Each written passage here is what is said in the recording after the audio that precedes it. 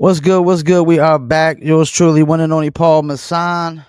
Another live from Fayettenam Friday.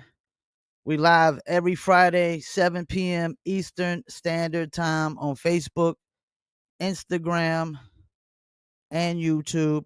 Audio version will be downloaded later, and that will be uploaded on Spotify, Apple, Amazon, Deezer, TuneIn, Stitcher, Slacker, iHeartRadio, Player FM, and much, much more. Tomorrow we got music reviews. Make sure y'all submit your MP3s to livefromfayettenam at gmail.com. I repeat, submit your MP3s at livefromfayettenam at gmail.com. Let me go ahead and comment that and whatnot. We got a guest coming on in a few. And so make sure if y'all want to submit music for the music reviews tomorrow, which will be at 5 p.m. Eastern Standard Time. So 7 p.m. on Fridays, 5 p.m. on Saturdays, live from Fayettenam at gmail.com. Submit MP3s and whatnot. And I'm going to keep that up there for a little while. Give people time to come in. Definitely. Matter of fact, you know what? Hold on. We got to get on here and we got to add our followers real quick. Let's add our followers and give me a second here. At highlight. And I probably should get on let me get on Dizzle Brand's account and go ahead and add that as well. So give our guests a little bit of time. Told me give them like 15 minutes. I'm definitely excited to bring on the guests that we're gonna bring on. I appreciate y'all tuning in right now on Facebook. If you're musicians, make sure y'all submit the MP3 live from Fayettenam at gmail.com. We'll be doing music reviews tomorrow. Tonight we got a guest coming on and should be coming on real soon. Really excited. He's from one of my favorite groups of all time. A group that I think has one of the most authentic hip hop sounds that you could possibly listen to, and definitely just a pure hip hop sound and whatnot. So we're gonna give him a little bit of time. Hold up. Ron, what's good with you, brother? I know you're getting ready to watch the fights tonight. I hope they got, so make sure if y'all got Amazon Prime, man, go on your Amazon Prime tonight and look up BKFC and whatnot. And they pretty much they got a lot of good fights on tonight, man. A lot of good fights on tonight. See if we can pull some of our Dizzle fan base over here as well. Because this show is brought to you by Dizzle Brand Premium Luxury Liqueur. Ron Dottery, what's up? Go check out my man. Follow him, Savage Combat Sports Media. You see him right down there in the corner holding the microphone. That look like him and Jeff Houston right now. And you know what's crazy is like when Jeff Houston isn't doing, like, he didn't do the UK event like some weeks back, man. It just wasn't the same. It was not the same. What do we got here? I'm subscribed to the app. I'll stream it to the TV. Okay. I don't got the app, so I basically go to my Amazon Prime and watch it from there. But make sure y'all, if you do got Amazon Prime, you can go look up BKFC. It'll be on at 8 p.m. Eastern Standard Time. As soon as I'm done with this interview and basically saying what I got to say on the podcast afterwards, I'm got to get ready for those fights, man. First fight, basically, is two guys I just interviewed this last 2 weeks. So definitely got to make sure I pay attention to that one. Waiting on a guest. What do we got? I got somebody calling me. Nah, I can't take no calls right now, dog. I'm live. Also, make sure y'all follow the Paul Picker Podcast. That's also available on YouTube, Facebook, Instagram, BitChute, Rumble, TikTok, pretty much everything. So we got the Paul Picker Podcast, and we got Live from Fayettenam as well. Also, we got Dizzle Brand Premium Luxury Liqueur. If you like to drink, you like tequila or you like cognac, well, then you can have a tequila mixed with cognac called Dizzle. So the agave tequila, cognac, orange liquor, mango mix. Just throw the Dizzle on ice, and it's nice. Just go to dizzlebrand.com. Give him a little bit more time. Probably could be about another 5 minutes before he comes on here. Well, you know what? While I'm waiting for him to come on, let's get to a word from our sponsor, and we'll be right back.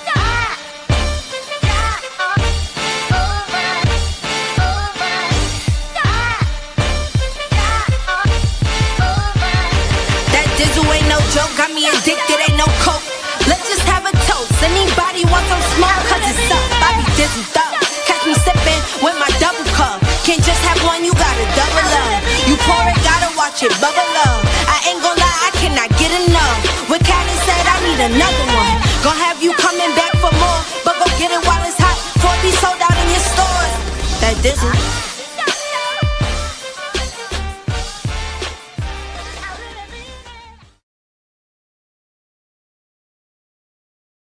I really mean it. You could Dizzle too. Go to dizzlebrand.com. So our guest just popped up. We about to bring him on. Like I told you, he's pretty much the founding member of one of the dopest groups in hip hop. Oh, he just popped out. What happened? Hopefully he come right back. Let's see what's up. Hold on. Let me text him real quick.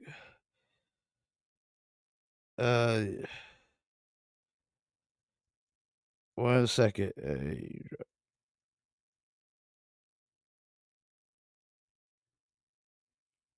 Oh, there he goes. All right, so here he goes. He's back. So, like I said, basically, he's the founding member of one of the most authentic hip hop groups I think of our time, man. I just love the sound that they put out. It's definitely a pure hip hop sound. I think when you think of hip hop, you gotta think of these guys. Let's bring on the one and only 5FT of Black Moon. How you doing, man? What's going on, champ? You can hear me? How's your night, man? Yeah, how's your I night? can't complain at all. It's beautiful outside. What you still in New York? Yes. Okay, I know a lot of cats be moving down here in North Yeah, Carolina I be and moving through around, Georgia. you know what I'm saying? Because my family is a little bit everywhere, so I get a chance to do that as well, you know? So I want to start here. I like to do my research because there's always some things you just don't know about cats. And so you and Evil D basically formed a group back in the days, Unique Image, correct? Yes, no, well, unique image. You said unique image? Yeah, that's what it said on Wikipedia. Yeah, definitely. Unique Image was a group that actually was already involved in Okay, when we was in high school. You know what I'm saying? That was my man Oliver as well as my man Ali, who was the MC and he was on the beat then. Um, I came on as a dancer when I was dancing. okay. That's how I actually play a part in that.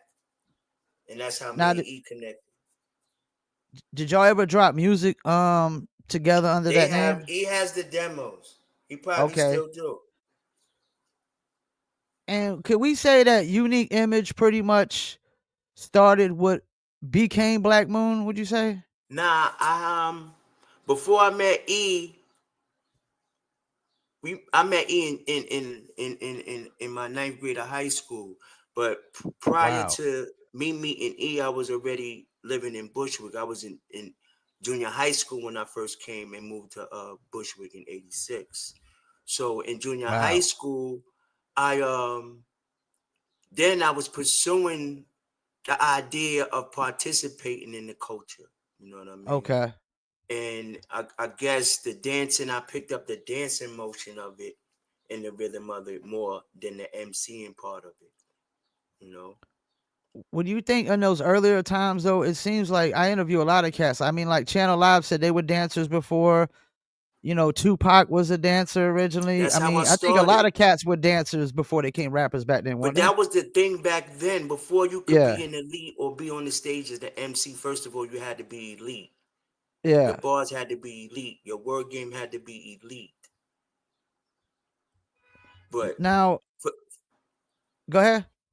for many of those that wasn't at that level, a lot of us at that time picked up the dancing perspective because it Okay. was a big thing back then. Now, I never knew that Black Moon was an acronym. I'm sorry, repeat that again. Black Moon. I never knew it was like it was like an acronym. So Yeah, it's they an say it acronym. stands for Brothers Lyrically Acting, Combining, Kicking Music Out on Nations. Now, did you come up with the acronym first or the name first and then the acronym later? I think that's something Buck came up with the acronym for that. So it came later. It came later then, Yeah, basically. it came later on when we was trying to add more definition to the group. Yeah, because that'd be a lot to have to say for Hold on one a second. group. Yeah, go It's ahead. sounding it's sounding it's sounding it's sounding muffled. Okay, I'm about to say that It that's a sounded lot. distorted rather. Oh, for real? Yeah, your mic is sounding distorted. Okay, let me see. Let me I don't see. know if that's my side or your side. Okay, but You want me to leave and come back in? I don't know if that really change it or whatnot. It could be the connection dropping here and I there. still can't understand. You sound very distorted. Oh, I do. Okay, now Okay, you're good. Now you're good. okay, Okay, I okay. got you now. Yeah, we locked in. So, I was just saying, like, trying to say that whole acronym would be like crazy, like trying to introduce y'all brothers lyrically acting, combining, kick it. Next That's a up, lot to brothers say. lyrically acting, combining, kicking music out on nations. Everybody give it up. That's a lot to say. So, y'all released the first single, "Who Got the Props?" Yes, 92, which became an underground hit. It was number 86 on the Billboard charts. For a hip yes. hop record, was that pretty high back then? Yes, it was. That's what I thought. It was, on top of the fact that it was an independent company that we came out of. Okay. And we really didn't have no budget money, you know what I mean? It cost 250,000 for the rollout. We didn't have that. Damn. And I mean, y'all signed with Nervous after that. They were like a house label typically, right? Right, technically, yes. Were they kind of wary at first of trying to sign a hip hop act since they only fucked with house music at that time? I don't I well we got to Nervous through Chuck Chill Out. Okay, yeah, yeah, I saw that. Yeah. So we had performed at this talent show that was in Manhattan, hosted Okay. by Hank Love and Maria Davis at that time.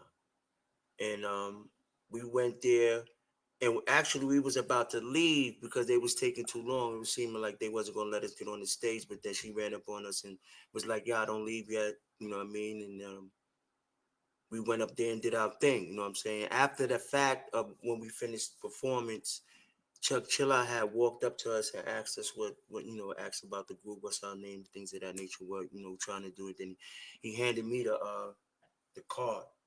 We've Hmm. been in contact with him, you know. And that's how y'all's relationship pretty much built Yeah, after that's that? how we connected. Yeah, we gave Chuck the call the next day, and then he set it up to go to Nervous, and we went to Nervous. We didn't have no demo. Okay. Our attention came from the stage show performance before we even got to any verses, any choruses, or any hooks that people have come to fall in love with over the years. You know, Now, later y'all recruited Evil D's brother, Mr. Walt, and it says like he was recording for pre-production on the debut studio album. For people who don't know, what would that entitled? pre-production. Yeah. All the ideas started at home first. Okay. You know what I'm saying? Back then, I think he was working off the task game. That was the Okay, beginning yeah. stages. You know what I'm saying? So everything pretty much started at home, laying down that foundation and the idea at home. Then we bring it to the studio. Now, when you say foundation idea, would that be like the production or just pretty much everything involved with the That would song? be more or less the production first. Yeah. So, like, why Evil D? He wasn't doing the pre-production at first. Of course he was. I Okay, that's was what I thought. me. Yeah, I'm gonna yeah, take you back to Unique Image. yeah, All right. Um, E was already making the beats. yeah, That's yeah. how I came into contact with E. You know what I'm saying? In high school, we used to have a lot of talent shows. So after Unique Image separated, me and E still kept in connection. You know what I'm saying? And pretty much, he was pretty much dope in high school with the music and things of that nature. His into it. He had mad records in his house. So Now, he did was he come up with that early Black Moon sound, or was that like a collaborative effort? nah. Black Moon didn't have no sound. We Yeah. he was developing a theme behind us from the dancing perspective. Okay. Okay. You understand? Yeah. So when E DJ'd in high school and I danced, that will create a momentum. You know what I'm Hmm. saying? And that's how we got our popularity back then. You know what I'm saying?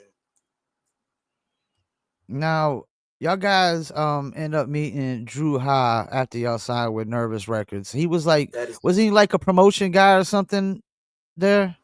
he wasn't well, yeah, you could say that. He definitely was on the promotional side, um, with the college radio and things of that nature, making sure the music get to different DJs and mom and pop record stores and stuff like that. That's what he was doing there. So was he typically promoting house records before he started promoting y'all? He came in after we signed the deal. Oh, so he came in after So y'all Mike, signed the deal. so Michael Weiss, which is the owner of Nervous Records, bought Drew High in Okay.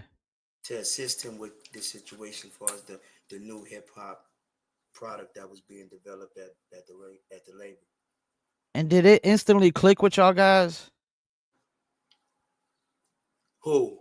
Like y'all and Drew High, cause Drew High is like a kind of a big part of the duck down in the boot camp click movement, wouldn't you say? It was everything was cool, you know what I'm saying? But after a while, it was more he was more clicking with Buck. Okay.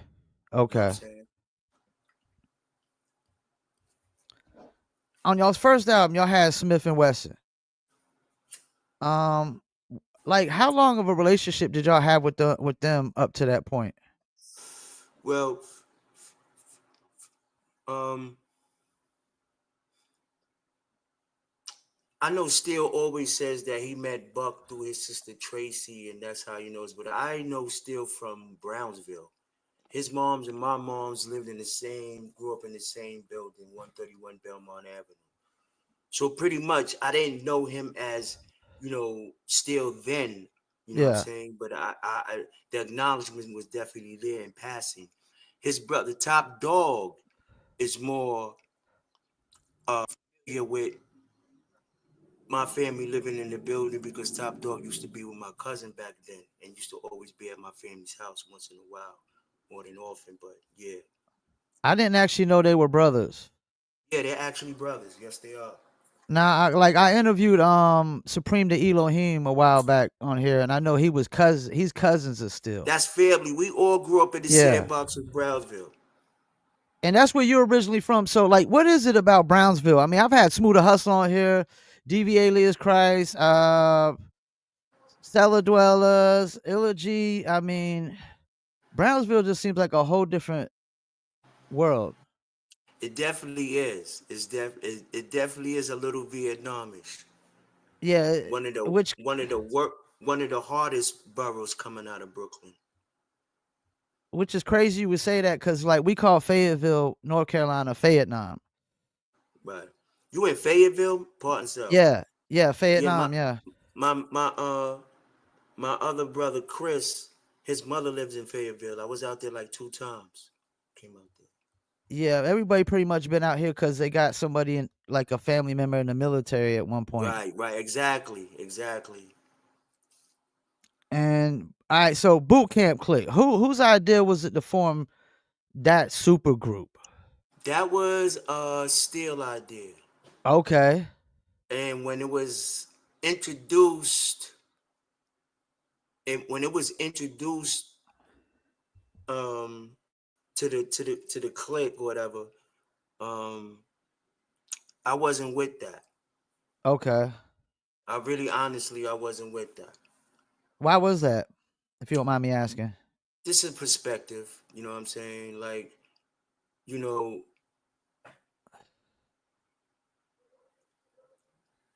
we was real young and early in the game, you know what I'm saying? Yeah.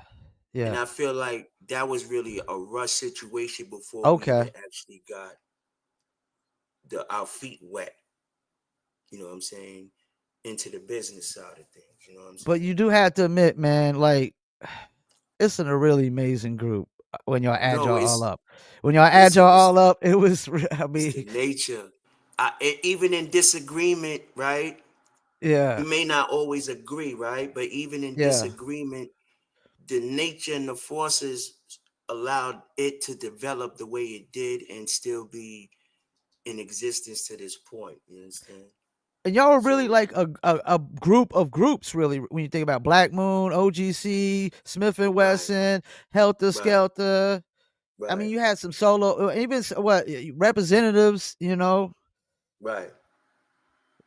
And like my next question would be like, when y'all was at y'all's height as a super group, was there any other group you think y'all could compete with y'all? If I was think of one, I might would say Wu Tang. For 3 seconds, I ain't going front. For 3 seconds, when it first sparked, in the very beginning of the spark, before it really formed and actually molded, I Yeah, used to say that if this jump off, this is not. We gonna be one of the clicks not to be fucked with. yeah, yeah. You know what I'm saying? And not even just on rap shit. Like if y'all try to like bully Our these guys, y'all was gonna have a tough time. Well, we was blessed to have a unique flow and be connected to the music a certain way. You know what I'm saying? And I Yeah. think that's what allowed the click to stand out amongst all the other elites. So following the first album, y'all had a temporary breakup. If you don't mind me asking, was it like creative differences or was It it was like everything. typical It was all of that. everything It was business, money? creative business. Yeah, because things started changing after right before the album dropped. Energies and Okay. attitudes and things of that nature started taking place. You know what I'm saying? I mean, like a lot of egotistical things started taking place. So those lead to the discrepancy from my perspective. For me, you know what I mean? And, it's something I never really realized in the moment of the time. And I just kind of had to give you a lot of respect for this because I could tell like you're a true team player out the gate. Because like I gotta ask, why weren't you on some of the main singles early on? In the very early beginning, I still was developing my craft. Okay. You know what I'm Okay. saying? Like with I ain't gonna front even with with the confidence, but it was still even then it was other energy existing that was bringing forth a discouraging energy, which added on to that already nervous vibe. You know what I'm saying? Like Yeah.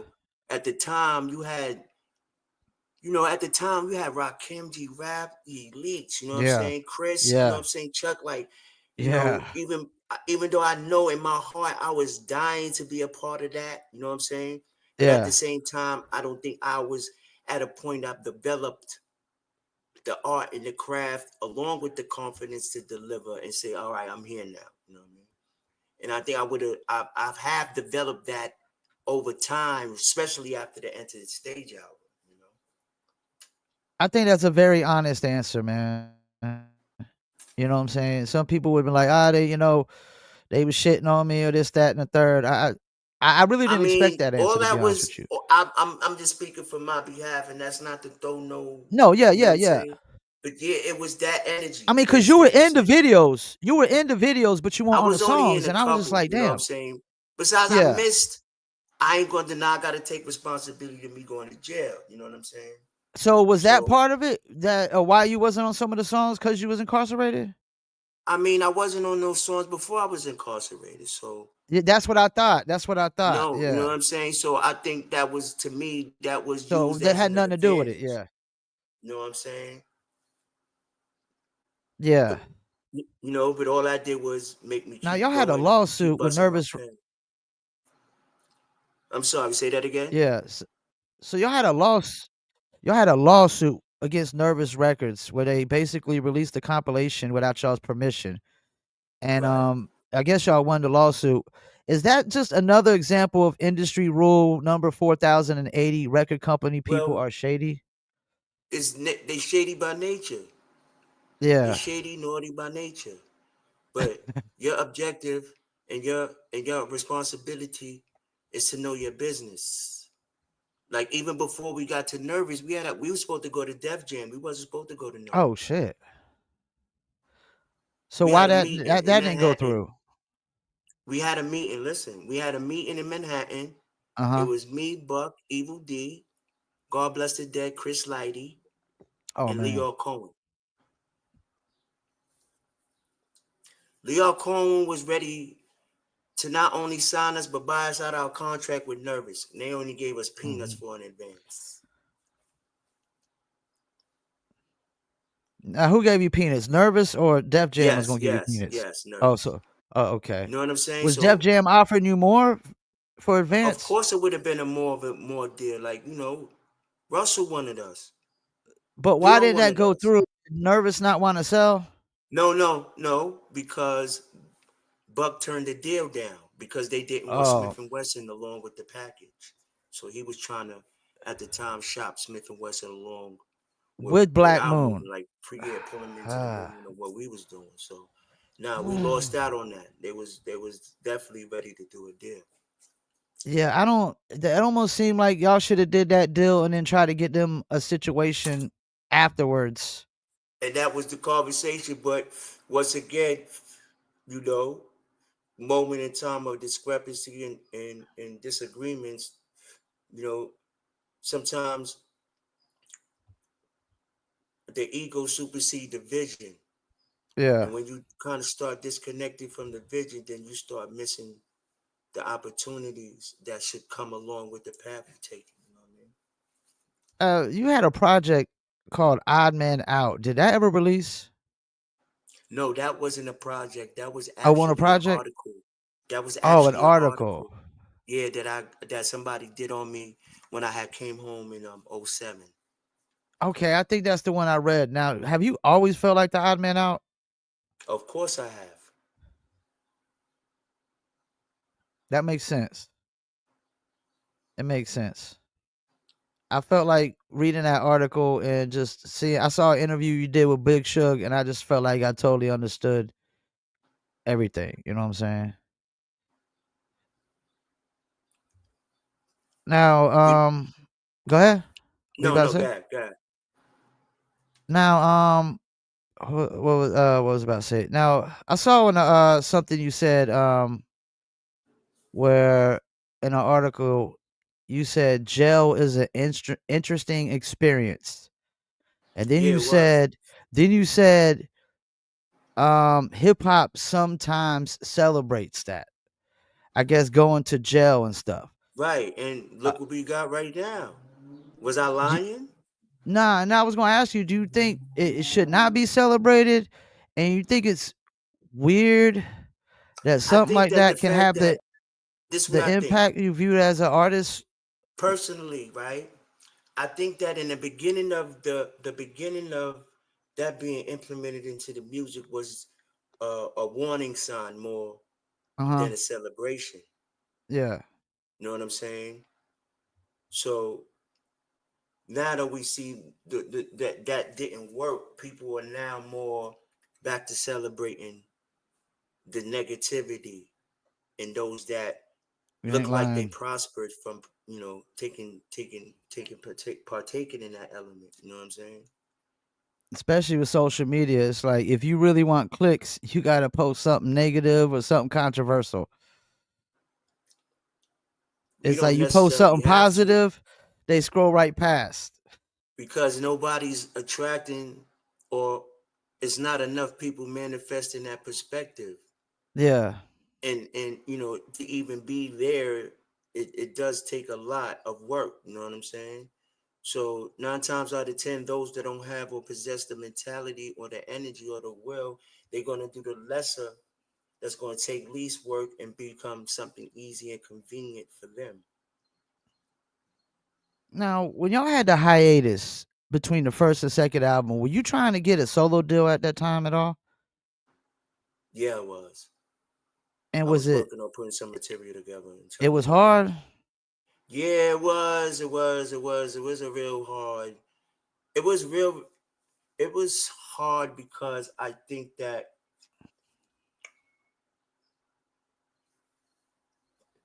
the impact that Buck had from coming, through putting us coming out when Enter the Stage held a lot of ground, what made people see it like more, pay him more attention Mhm.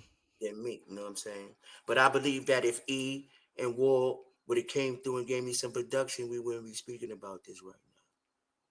And I always wondered that, like, why, Evil D didn't you and Evil D didn't work on a project like your solo project in between that or something. You know, I asked myself, to be honest. This is all honesty. This is not throwing salt. This is not throwing Yeah. dirt. I asked myself the same question. You know what I'm saying? To the Yeah. point where I stopped asking myself these questions. You know what I'm saying? It's either two things going on. You either fuck with me or you don't fuck with me. Do y'all still do shows to this day? We don't do nothing. We haven't done shows Nothing? since we did the last album, which is Dark Side of the Moon. And what's the chances on that happening? Maybe y'all doing shows again. I don't know. I really, it's it's been five. It's been more than 5 years. No communication, no phone call, no nothing. So, we had a conversation a few years ago, and you know, expressing the the disagreements, and to me, we're not being mature. You know what I mean, about how we should deal with the situation. So if you want to keep it at this level, that's what you're doing.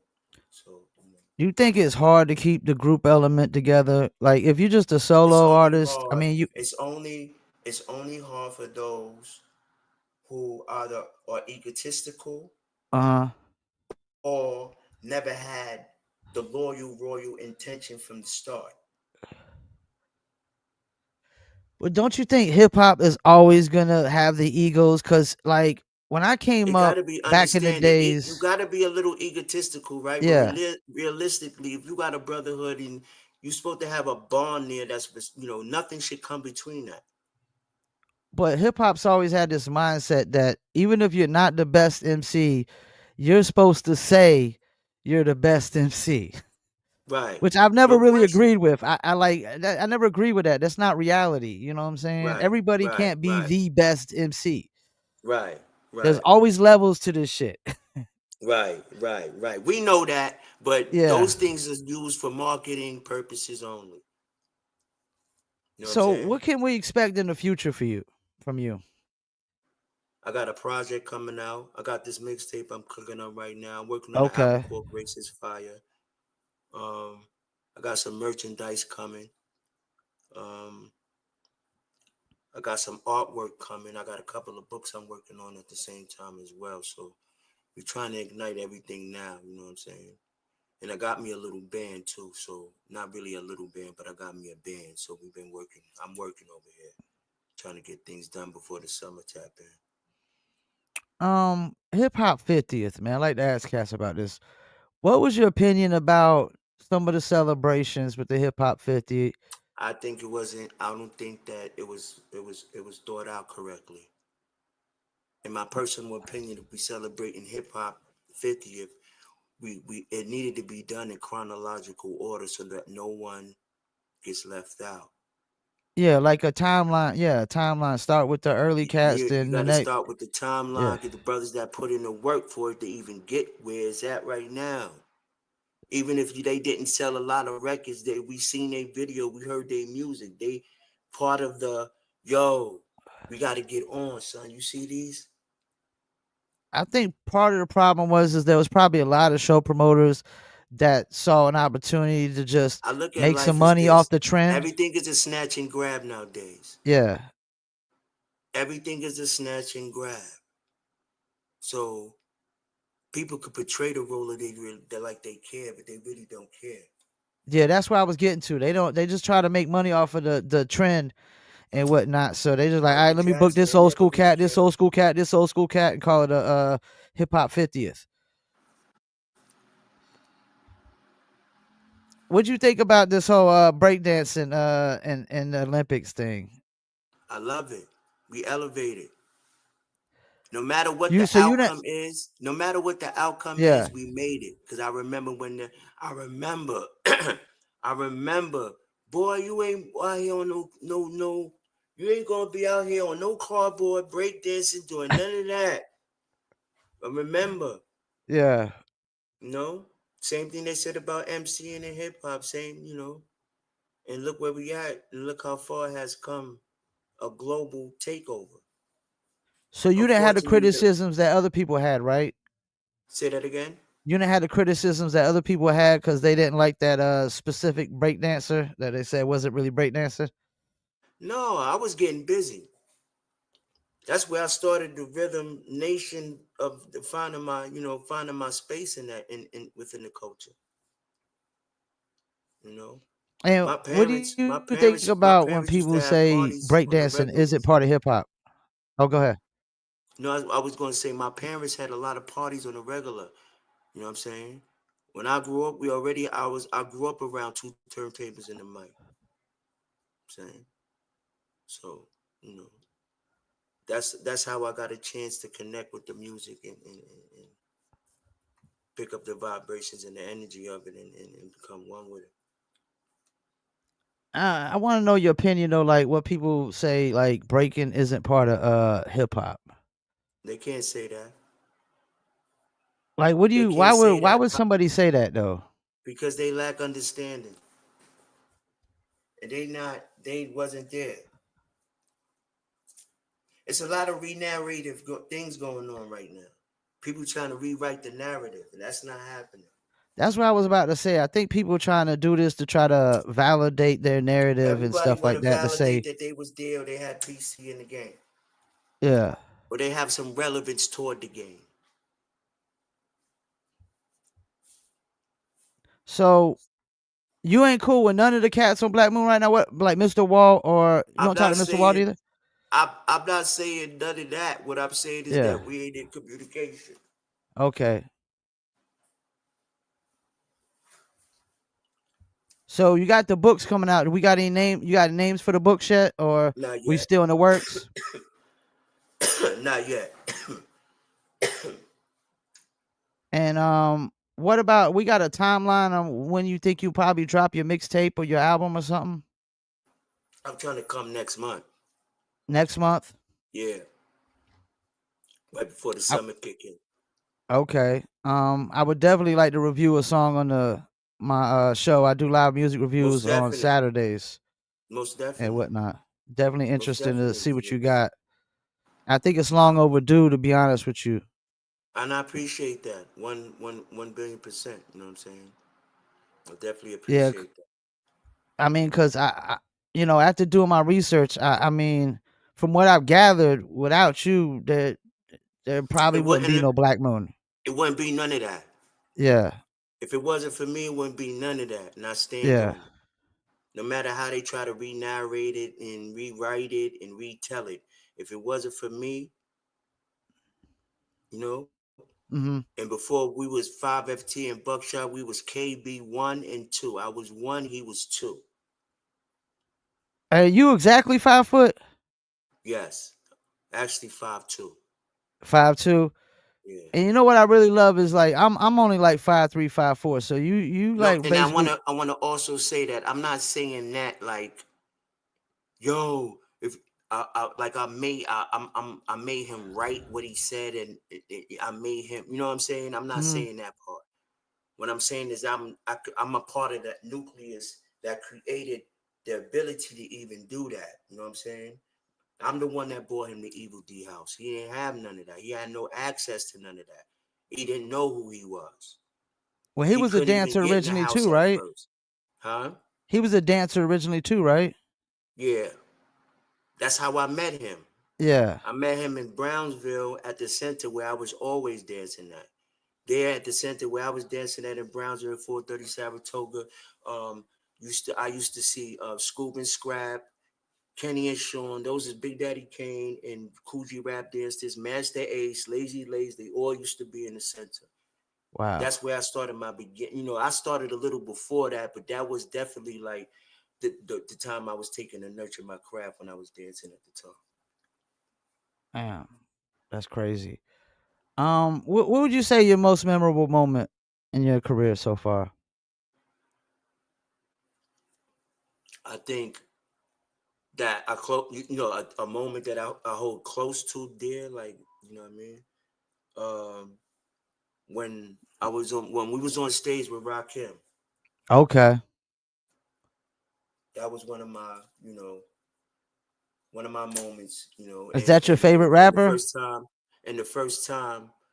and one time we had when we first went to Gavin, we was in the room with Coogee rapping Supreme, so that was one of those two, moments of, you know, having your favorite artist, talking to them, or acknowledging the work you put in. You know what I mean? I got a couple more questions and we're gonna let you do shout outs and whatnot. How do you feel about what I don't call it hip hop, I call it modern day rap? Like, how do you What you feel mean? about that? How I feel about what the rap of today? Yeah, like to me, mainstream rap is not really hip hop to me because there's That no elements really of hip I hop except rapping. to me, to me, that element of the music is a quick fix. Uh, You know what I'm saying? Uh, Kennedy Fried, Chinese food, quick fix. You know, the authentic work that's been put out, that's like a real home. You getting fresh vegetables, fresh herbs in the bag, fresh tomatoes, fresh parsley, fresh mozz. You know what I'm saying? So since it's been geared and put together to be at this level, because it actually started with ringtone. you said with what? Now it actually started through ringtone. Okay, That was the reassessment of how they was going to start selling the music, and that the was the beginning. ringtone. Okay, I never thought about that. Yeah, yeah, And yeah. when the music started sounding the way it sound right now, Soldier Boy So they music. basically started trying to make ringtone music. Is what you're saying? No, I'm saying it started from then when they started Yeah, when they came out with ringtones. yeah. That's just my theory or analysis of it. What is there any artist that you typically listen to, like from this new generation? I listen to Kendrick, I listen to J. Cole, Okay, you know what I'm saying? Griselda, Griselda. Yeah, Benny, Conway, all day, you know, West Side pretty much the Gun, same ones all 38 the hip Step. hoppers are listening to right now, right? Huh? Pretty much the same ones most of the hip hop heads are listening to. Yeah, pretty much. I want well, I still listen to a lot of the old, you know what I'm saying? A lot of the old stuff. And it's a few artists out there that I come across and I give them kudos because they, I like their sound. I like what they do. You know what I'm saying? Yeah, J. Cole's actually from my city and whatnot. Okay. So we're Well, I definitely was proud always of messing him. with J. Cole from day one when he first did it, when his hair was low and he was in with the band and all that in the fire and all that. Yeah. Seeing him coming, you know what I'm saying? You could tell. Like I've been, I think that's one of my gifts in the game. I could see and tell like if an artist come through like the potential where it could blow to. You know what I'm saying? With the right people. Yeah, I didn't when he first came out, we knew him as another name, so a lot of cats didn't really know who J. Cole was, and then when you seen a picture of him, we was like, "Oh, that's the therapist," because that's what he used to be called, is the therapist. That's even dope too. It still fits the Yeah, same thing, but it be more marketable J. Cole because everybody. yeah. J. Cole is way more marketable. Yeah. Well, we about to hit this hour mark, man. Before we let you go, man, any shout outs you want to do? Y'all want to give a shout out to my man Bundy. Okay. You want to give a shout out to my nephew Asaru. I want you to go to his page and tap in with his music. His name is Who is Asaru. Who is the sorrow? Yeah, he's coming out of Tampa right now, but he got he get busy. I need you to tap in with him and even spin some of How his do you joints spell on the his show. sorrow? Is it ASARO?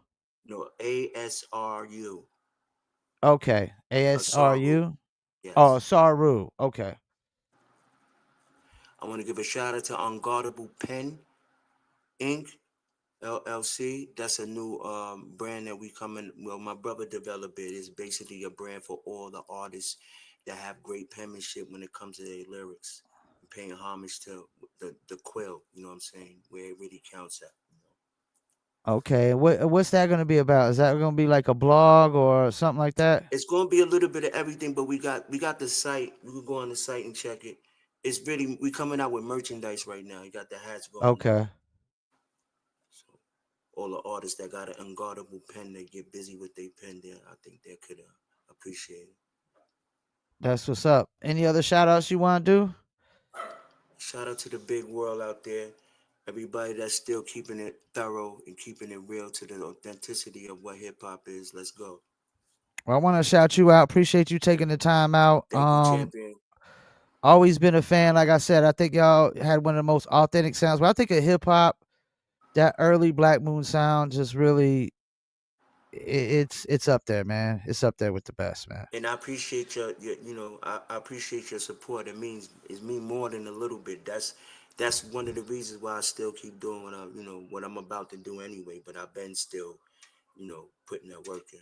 Well, you afraid of the show, man. So anytime you post something, I'll make sure I do the like, the comment, all that good stuff. I'm gonna send you my email if you want to send any new music Right. for reviews. Please send it over. And I like to stay in touch, and I'll reach out and Definitely just see do how you that. doing from time to We time. You know what I'm connected. Now saying? we Yeah, connected. We connected. Oh shit, my yeah. phone.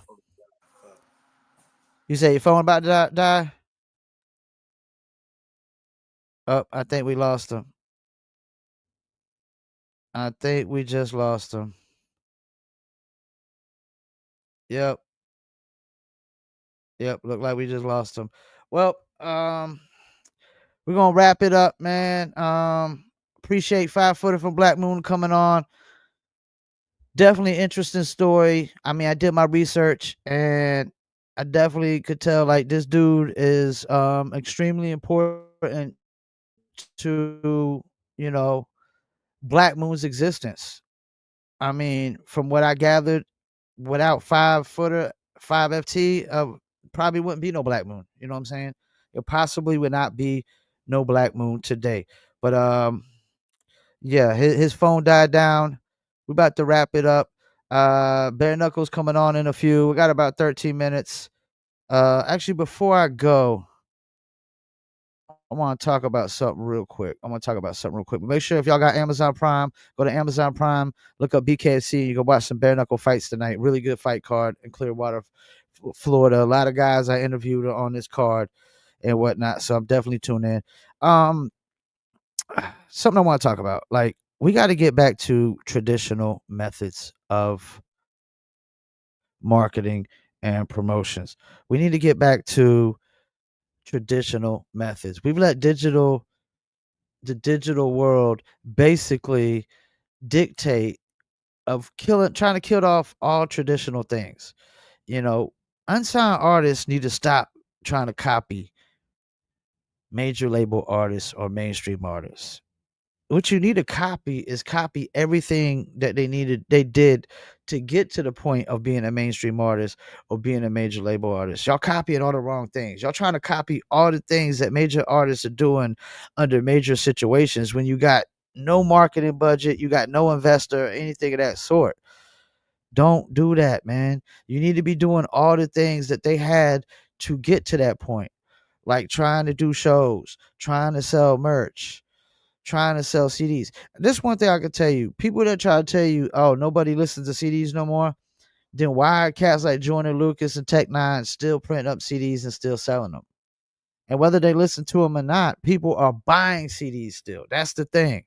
It's not whether or not are people still listening to CDs. It's about, are people still buying CDs? It's not whether or not are people still listening to cassettes.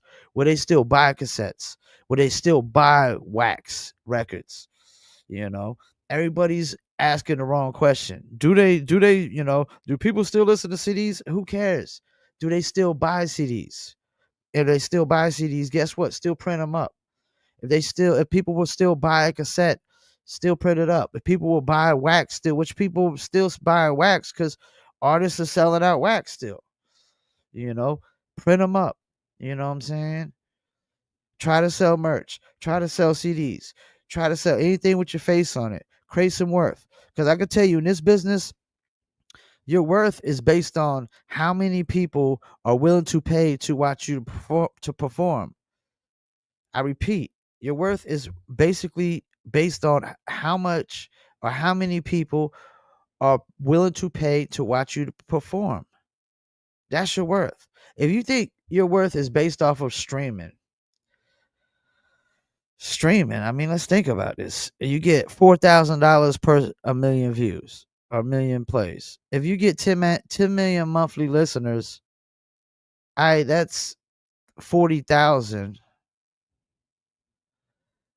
But most of that's going to the labels. Most of that's going to the major labels to recoup all the money they put out. Like, so only a small portion of that every 4,000 for a million is going to the artist's pocket, man.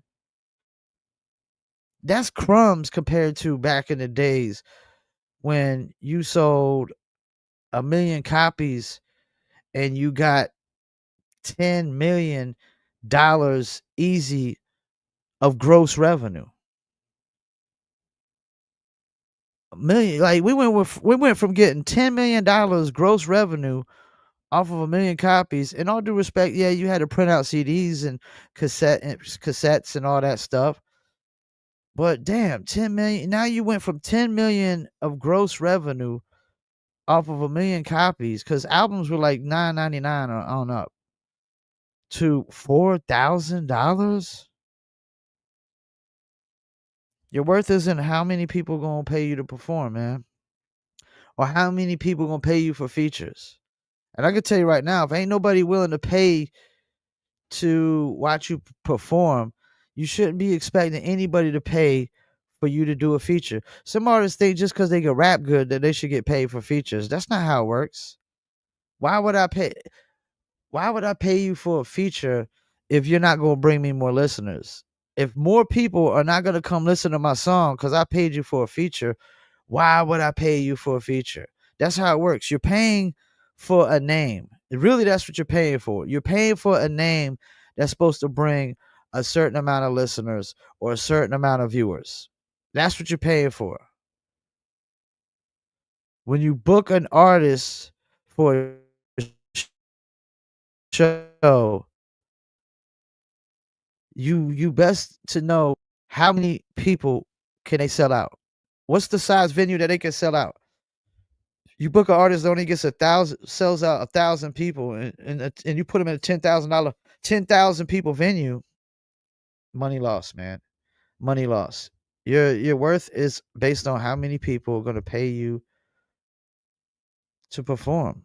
That's how all the old schoolers are still making a living. Cats from the 80s, 90s, dudes with hit records, one hit wonders like Skilo and Young MC and Tone Loc and all these guys, man.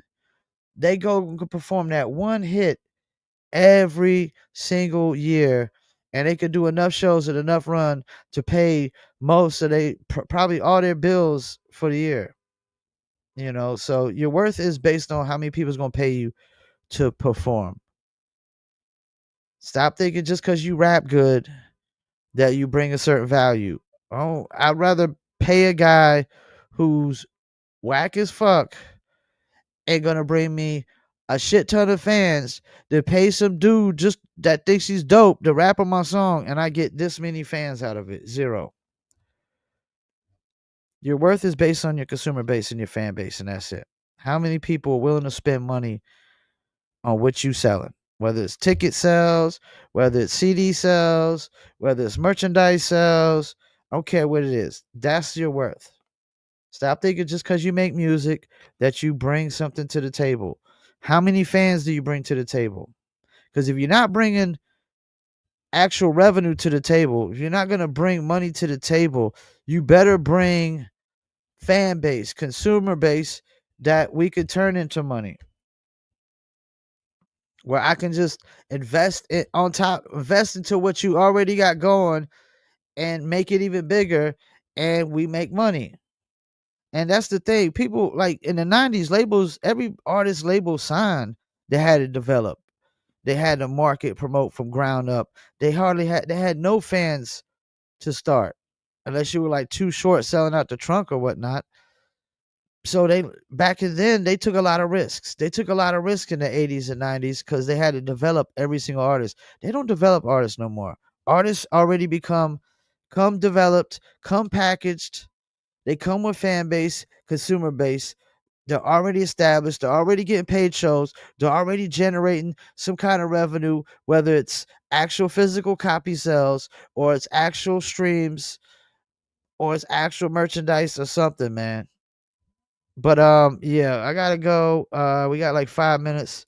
BKFC is gonna start. Like I said, go to Amazon Prime, check that out. Don't forget this podcast is brought to you by Dizzle Brand Premium Luxury Liqueur. Go to dizzlebrand.com. Definitely shouts out to 5FT of Black Moon. Appreciate him taking time out to do this. And next week we got Q Unique of the Arsonist. And we also got Reef Hustle next week as well. So we got 2 interviews next week, and I got another fight interview coming up Monday. I'll be interviewing Wild Bill from the BKFC Monday at 5 p.m. Eastern Standard Time. Appreciate y'all tuning in to another episode of Live from Fayettenam, live on YouTube, Facebook, Instagram, and audio version will go to Spotify, Apple, Amazon, Deezer, TuneIn, Stitcher, Slacker, iHeartRadio, Player FM, and much, much more. Peace, and I'm out.